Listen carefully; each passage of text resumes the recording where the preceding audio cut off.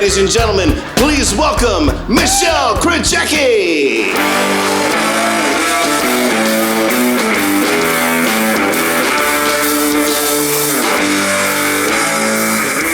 How are you, Florida? Oh, I'm so excited to be here with you beautiful people. I knew I was going to perform, so I wanted to look good myself. So I went to Victoria's Secret the other day, bought the only thing that fit. They have the best lip gloss.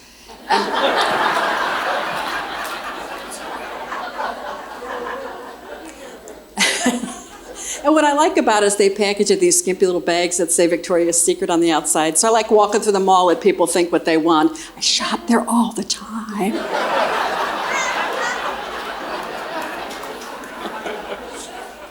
Trying to get used to my new watch. I left my fitness tracker at home. She was getting kind of bossy. Most people get a fitness tracker, get a Fitbit, but I'm a little frugal. I got a knockoff. Mine's a nitwit. But they do have a lot of different models of the Dollar General. There's a 50% off half-wit, energy saver dimwit, sedentary sip-bit. They're coming out with a new quit-bit, so I'm saving for that. But I don't know. But I'd be careful, though. Just be careful, because these things don't work well. When I want the information, I have to keep doing this. I haven't lost any weight, but my wrist is looking really thin. So most people get a. My girlfriend has the real Fitbit, and she said it gives her like positive messages, like get going, almost there. And mine is like that frenemy that ratchets up the insults the longer it gets to know you. So I got my first alert. It said, "Would it kill you to eat an apple?" When I was out to dinner with my husband, it said, "You're going to have to run 720 miles to get rid of that meal." But the worst, it was bathing suit shopping. That's fun, huh, ladies? Yeah, I was in the dressing room. I got a vibrating alert. It said, "You're going to have to put that one back." Unfriend. So another reason I'm excited is my husband and I just recently celebrated 40 years. I was married when I was 10. Can't be doing the math. We've been married 40 years and we still finish each other's sentences. Isn't that sweet? A little different in the beginning. Pay attention, some of you young'uns. This is your future. In the beginning, we finish each other's sentences because we're soulmates. It's beautiful. After 40 years, we finish each other's sentences because I've heard this story. Moving along, I got things to do.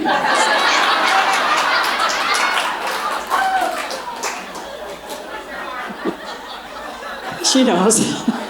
And people who have been in long-term relationships know that a lot of things change in the beginning, especially gifts get more practical. In the beginning, happy anniversary, champagne, flowers, chocolate. This year for our anniversary, my husband bought us matching Pill-A-Day dispensers. Now that's romance at this age. Sometimes we mix them up, but the good news is my back's not hurting and he's not retaining any water, so that's good. Actually, my husband did get me flowers. He got me roses, and they were sweet. But you know that now that roses comes with a bunch of roses comes with a warning label. We're getting dumber, folks. Okay. Now, what would you expect that they would warn you about roses? Thorns. Yes, of course. No. It says big letters. Not edible. I thought that's kind of a big word to use on people who might think that that's a snack. Honey, we're out of chips. I'm going to start on these. Oh, watch for the thorns? Okay. No, but my husband does spend a lot of money on me. He does. He spends a lot of money, period. Now, in every marriage, don't look at each other because you know who you are. Most marriages, there's a spender and there's a saver. Because somebody's got to say no. In our marriage, my husband is the spender. And he's the keeper, so he's the keeper of the Amazon account. Now, I love Amazon, what would we do without them, right? But, tell you that one click ordering, Ooh, and my husband's got a hair trigger. I have to be careful what I say to him. The other night we're watching television and I said, I could use a blanket. He's over there. It'll be here tomorrow, 5 stars, noon. Can you hand me a blanket?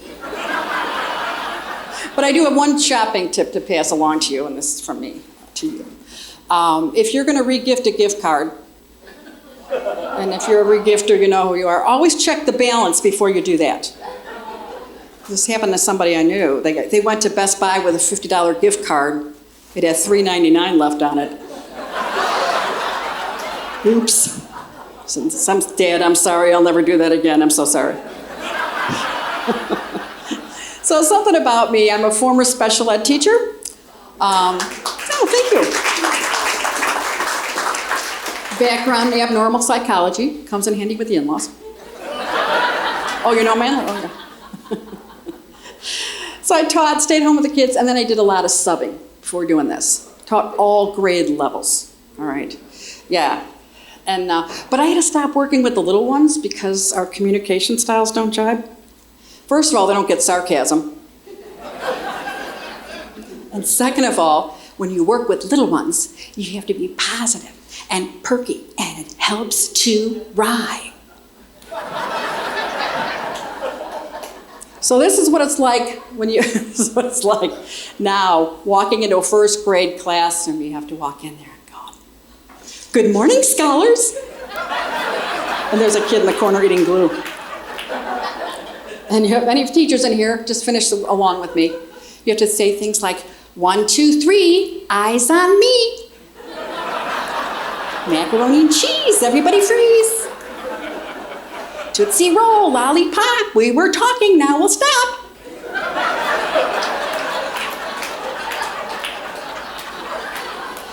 I can do it. There just isn't enough caffeine to keep me doing that all day. I used to think that was the only occupation where that form of communication works for you, but I thought, well, wouldn't that be kind of fun to change things up at the office?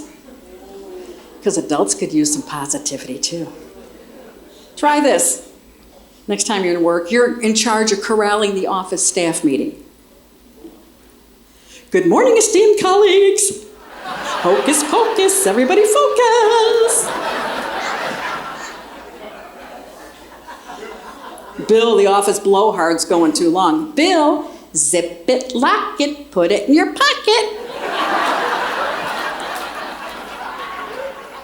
Jim, the friendly office guy. Jim, if touchy-touchy goes too far, you'll be taking a trip to HR.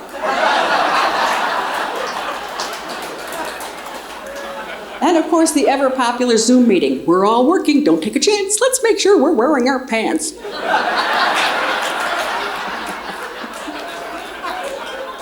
I ended up working with the older ones. And there's some behaviors you gotta nip in the bud with them. Wow. Because they'll do stuff right in front of you, they don't care. First day I'm teaching in a public high school, I'm walking down the hall, a kid next to me yells out, "Hey, Carter, quit stealing my stuff, I won't punch you no more." I said, "Hey, that's punch you anymore." Kids can't speak proper English. And they have no sense of history, which is very worrisome. We were watching a DVD in history class, because that's what you do in a sub is their movie. And it was an interview of Thomas Jefferson. So afterwards, the kid goes to me, "Mrs. K, was that really him or some dude in a wig?"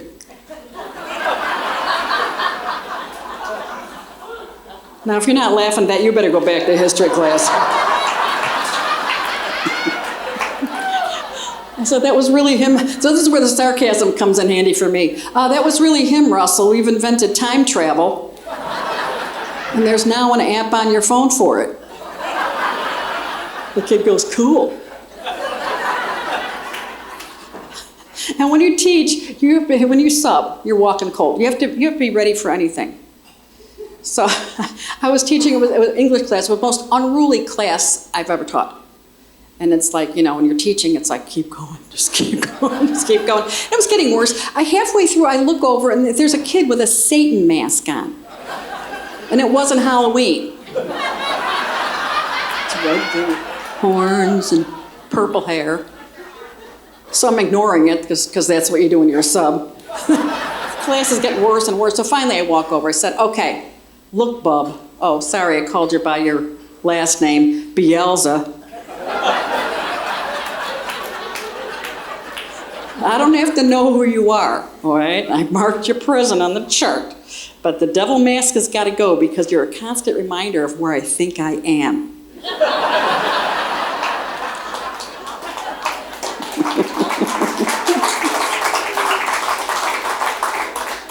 And here's another thing I found out. I don't know if many junior high kids and above cannot tell time on an analog clock. Did you know this? Anybody under 25 in here, that's the big round one with all the numbers. I found this out in teaching sixth grade. I'm pointing right to the classroom clock. Finally the kid goes, oh, circle time. I said, we're not all sitting in a circle. And weren't you eating glue about 5 years ago? Anyway. I was trying to get him to, I'm trying to convince this kid he's got to learn, learn. Right, they don't want to know. He goes, so I said, Eddie, you're telling me you could go to London, look up, see Big Ben, and you won't know what time it is? The kid goes, I don't know who this Ben dude is. But I won't have to ask him because it's on my phone. Everything is on the phones. They don't think they have to learn anything, right? So they're good with those phones, but have you seen this viral video going around? I don't know if you might have seen what I'm talking about. They gave a bunch of 18-year-olds a rotary phone. Have you seen this? Yeah, I stopped watching in 19 minutes because I got that kind of time. They acted like they just pulled it off the shelf at the Smithsonian. Like it was some buried artifact. No, they didn't, it was comical. They didn't even know how to do it. But so I'm saying the kids are good with those phones, okay? They're phones, but other things not so much, okay? So this is what I would like to see, all right? I would like to see a TV show, a series like Survivor, okay? Where you put a bunch of 18-year-olds on a desert island. And they have to work together to get off the island. And you only give them 4 things. You give them an analog clock, a rotary phone, a paper map, and directions in cursive.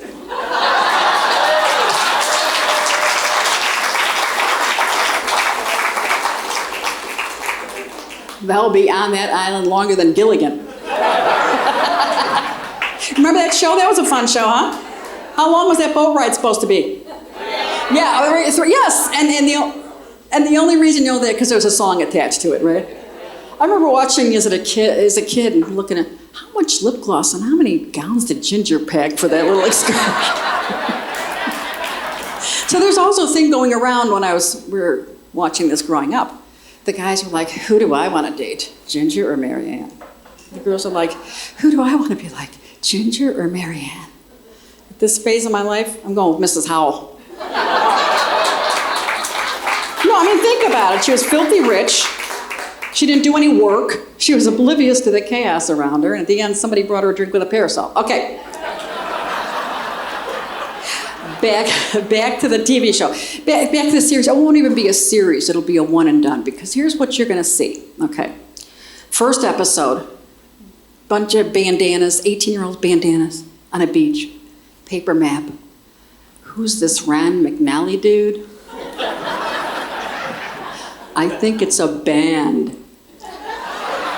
And this is what you're going to see the entire episode.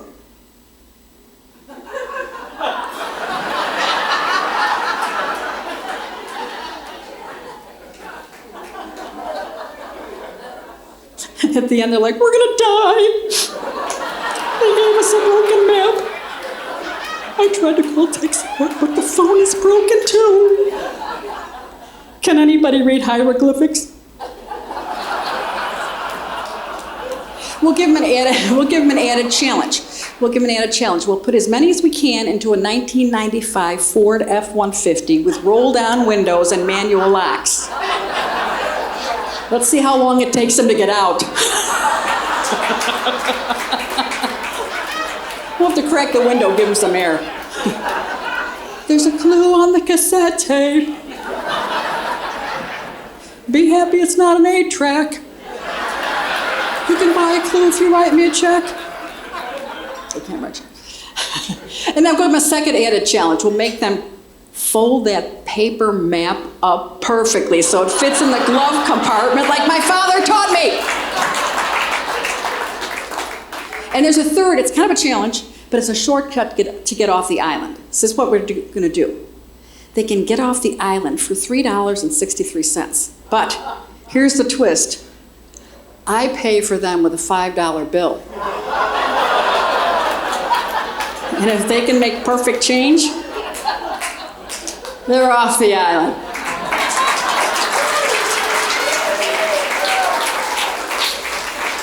They'll be goners.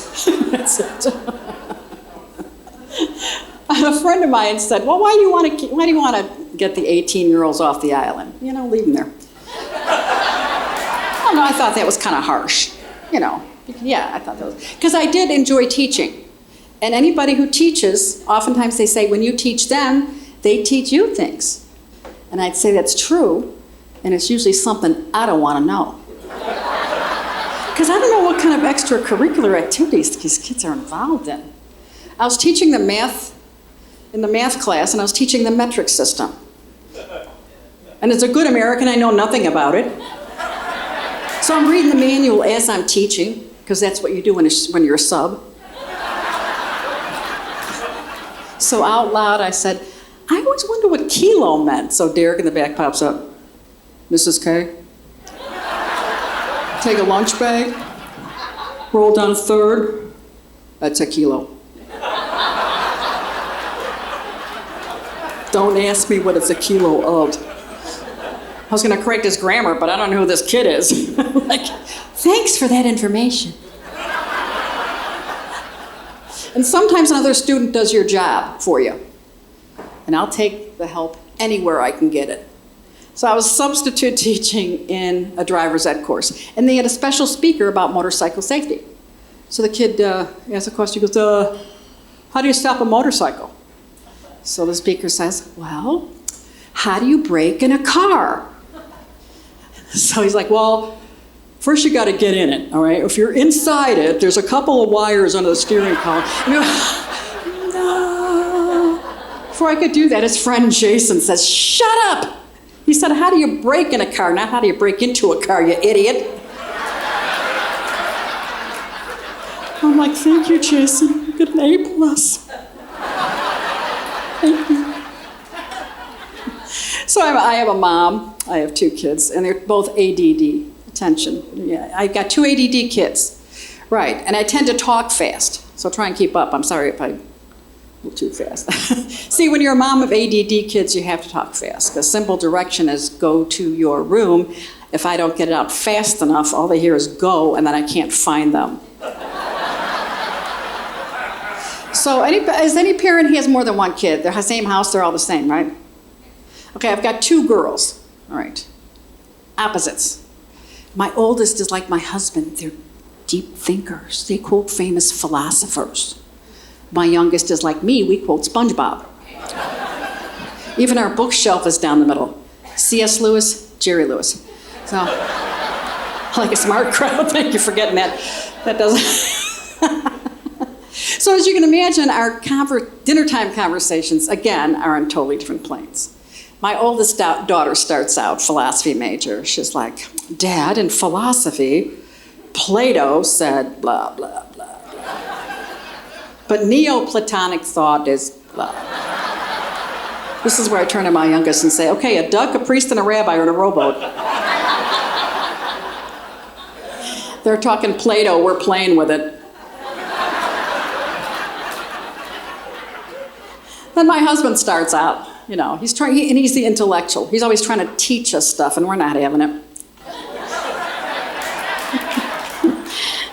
So he starts out at the dinner table. He's like, "In the Dark Ages, they had to find different ways to communicate with people because they couldn't read." My youngest says, "No, duh, it was dark."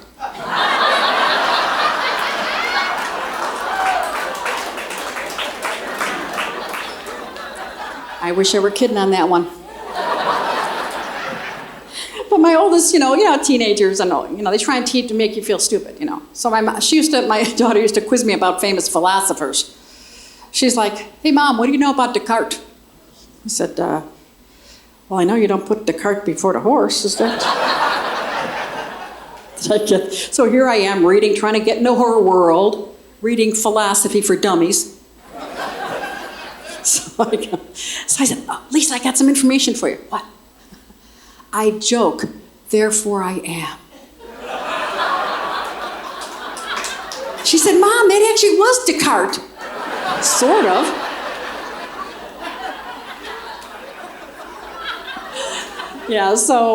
So she's, again, a philosophy major, big shot. So, and as they get older, the kids, when you have kids, pretty much their natures don't change, right? So as they get older, they're now young adults. My oldest daughter just got her third master's from American University in DC. She's doing a stint in the Library of Congress, and now she's an assistant professor at a college. Thank you. My youngest, head shaved, piercings, tattoos, driving a forklift at the airport. Coming through!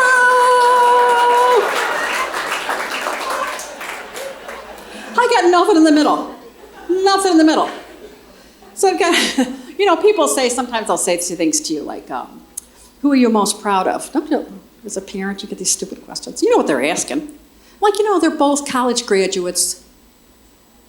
They're making their way. They're self-supporting. You do you. Okay, you do. And then sometimes, get this, as a parent, who's your favorite? But see, I've got a practical streak a mile wide. All right, so I have an answer for that. I said, Yeah, I said, my favorite is whoever is helping me at the time.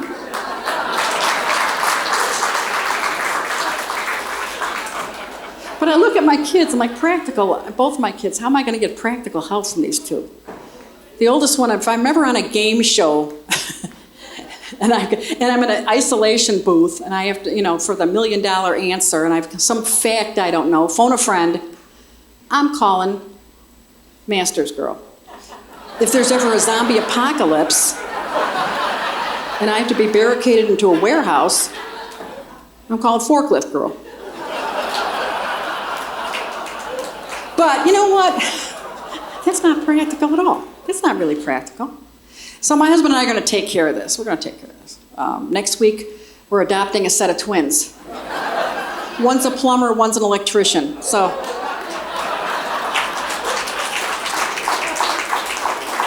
I'm going to get my help somewhere. So if there's any plumbers, electricians, see me after the show in case it falls through.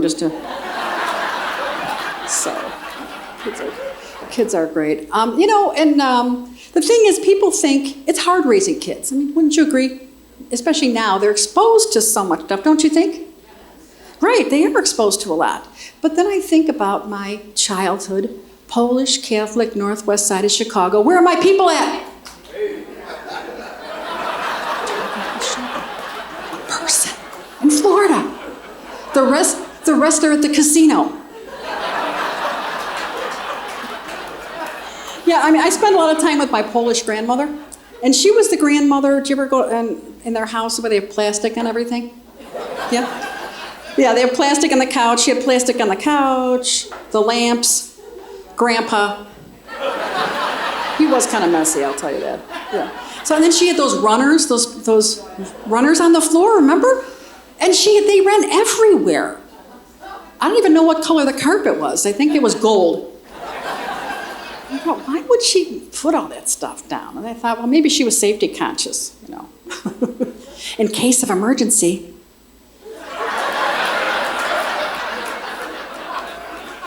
And the decor of the house. We had the lamps with the bangles on them. And she always had the temperature up so hot, the candles were the candelabra. And what's worse is that she gambled. She loved to gamble. She went to Vegas. So in her den, most grandmothers bake cookies with their grandkids. Mine had a slot machine in her den. She had a huge metal one-armed bandit in her den under a picture of the Pope and Liberace. So if it was time for a chore, she would give me nickels, So. Sometimes I'd lose, but at least she'd count my room, so that's kind of good. Yes, and then she would take us to the track, to the racetrack, to bet on horses. Yeah, that was my play date. So it made for interesting conversations on Monday morning. It's like, how was your weekend? Well, I was gonna bet on Hot to Trot, but he never came in, and I put $2 on Sir Naze-a-Lot, and then he never came into place. He didn't come in, but then finally Alimony Pony made it. Luckily, I went to Catholic school, so the teachers were giving me tips, so that's kind of... But if you're Catholic, if you know, you know. All right, so, and then some other stuff that they did. They gave us, what kind of things did they give us? They gave us kiddie cocktails. Remember that? Yeah, and they gave, I don't know what the point of that was, future AA members? And they called them cutesy names. I remember I'd be at the restaurant at the track, and I'd be like, excuse me, baby, the cocktail waitress, yes. I'd like a Shirley Temple, shaken, not stirred, neat. Put an extra shot of cherry juice, an extra cherry. And then they gave us candy cigarettes. What were they thinking? No, there were two different kinds. One was gum, and they wrapped it in powdered sugar, and if you blew on it, a puff of smoke came out. Remember that? I thought that's a great visual for a 5-year-old. Kitty cocktail in one hand.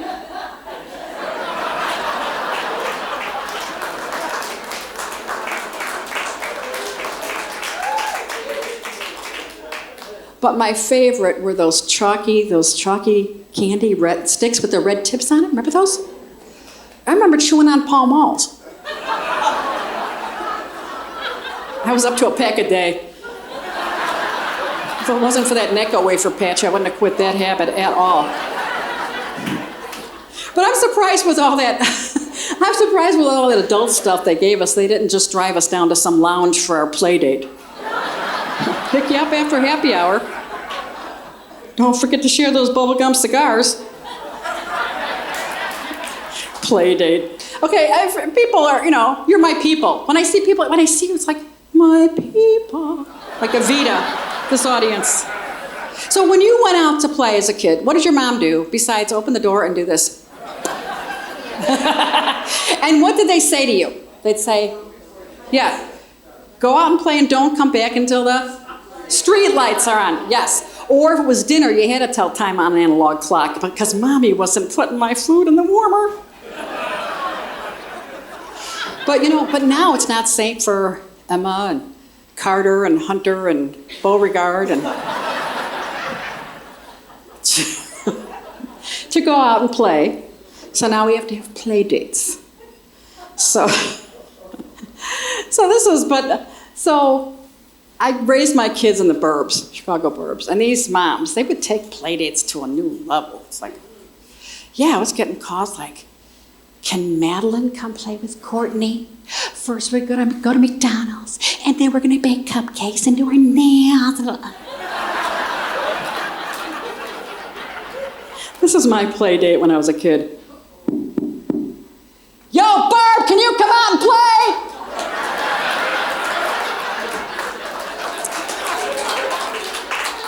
Hurry up, we gotta get to the candy store before they're closed. I'm out of Pall Malls. But it's great. I mean, it is, I gotta check my nitwit. Okay, no, it is.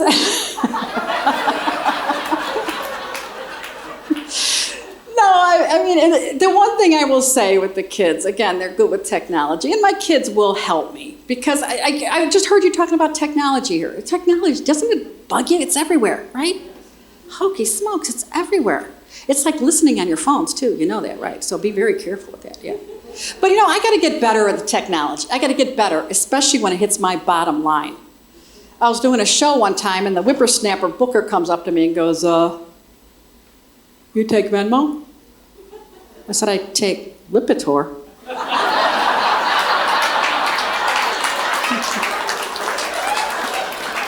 Are they paying us in pharmaceuticals now? All right. Give me some of that Zantac. Thank you. All right, you guys have been wonderful. You guys have so much fun. Thank you so much. Thank you.